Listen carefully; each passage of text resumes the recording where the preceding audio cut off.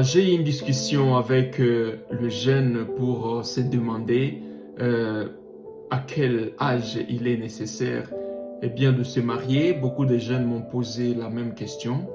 Moi, je leur ai dit qu'il n'y a pas vraiment un âge euh, recommandé pour se marier parce que l'âge, ce n'est qu'un chiffre. Ça ne détermine pas qui est la personne. On peut être âgé, être immature, et être moins âgé, et être mature.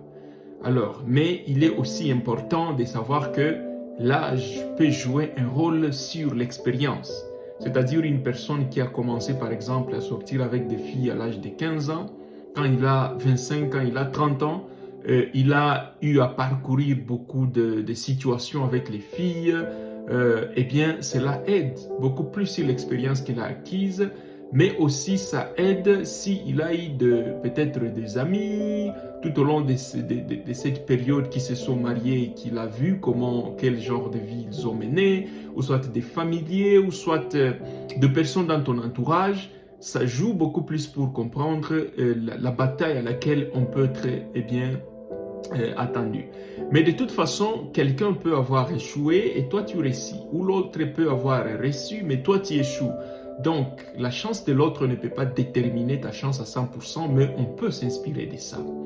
Alors moi, je lui ai dit, mais quand même, il est important de noter que ce n'est pas bien de se marier très tôt et non plus, ce n'est pas bien aussi de se marier trop tard. C'est bien d'avoir quand même un minimum d'âge qu'il est nécessaire de prendre cette décision. Par exemple, pour une fille, de se marier à 20 ans. Avant 20 ans, on est peut-être considéré comme une adolescente. Peut-être on est poussé par une pression du corps, soit une pression des séries télévisées ou soit par de la musique. On croit que c'est ce qu'on voit dans ce genre de divertissement. C'est ça exactement ce qu'on va voir dans la vie conjugale, ce qui n'est pas vrai.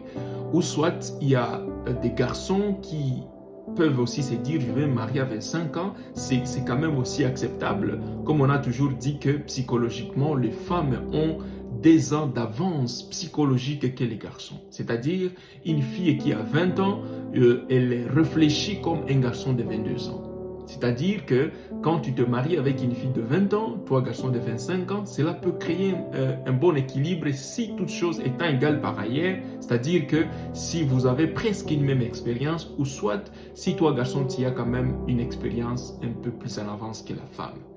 Alors, d'autres aussi peuvent se décider de se marier très tôt. Ça peut arriver aussi, soit selon beaucoup de circonstances de la vie.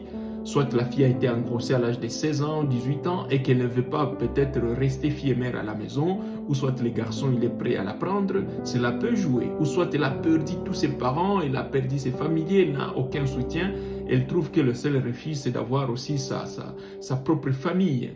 Ça aussi, ça peut déterminer qu'une fille peut-être se marie très tôt. Il y en a d'autres qui sont mariées très tôt parce qu'elles ont été violées, ou soit par exemple, elles ont vécu dans des situations compliquées de la vie.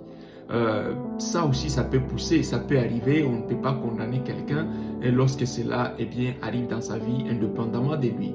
Tout comme un garçon aussi peut se décider de se marier très, très tôt, selon ces différentes circonstances, tout comme d'autres peuvent se marier trop tard.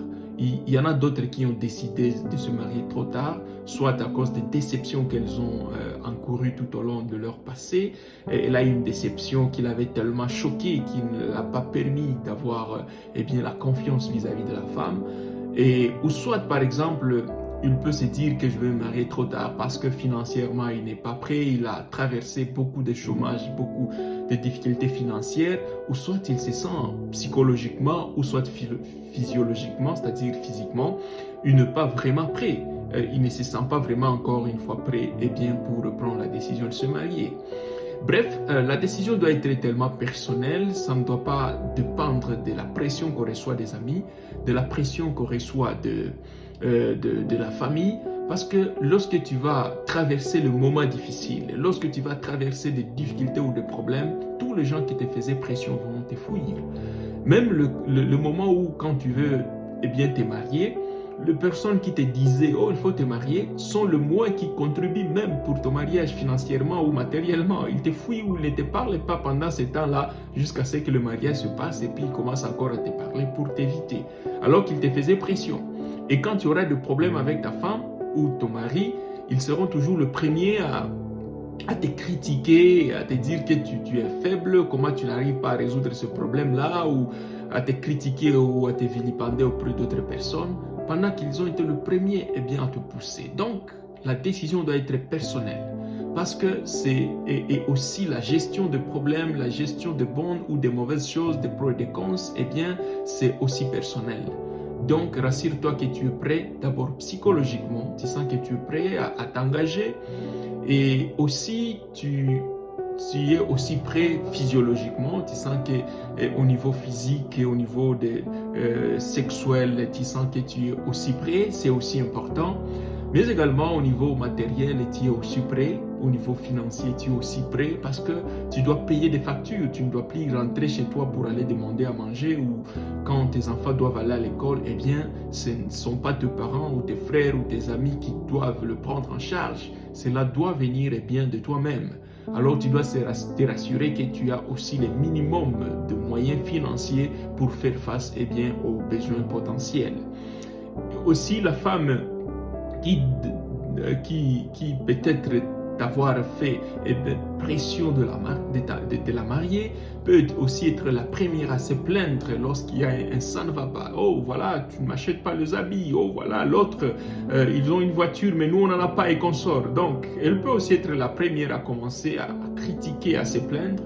C'est pourquoi il faut vraiment te rassurer qu'au moins tu as pris suffisamment de ton temps avant de prendre une décision. C'est mieux que d'avoir un mariage tard, mais bien que d'avoir un mariage tôt avec autant de problèmes.